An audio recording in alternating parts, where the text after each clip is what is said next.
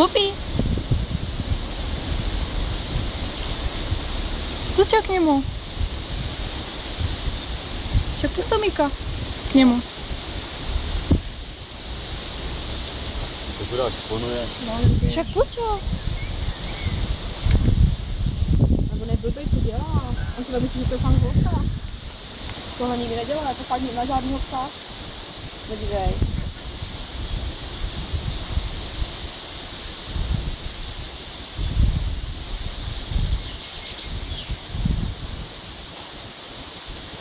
Protože je ještě menší, že jo, tak to má rád, no.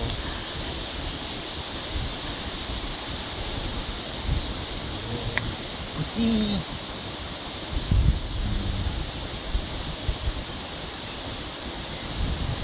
Teď jdeme.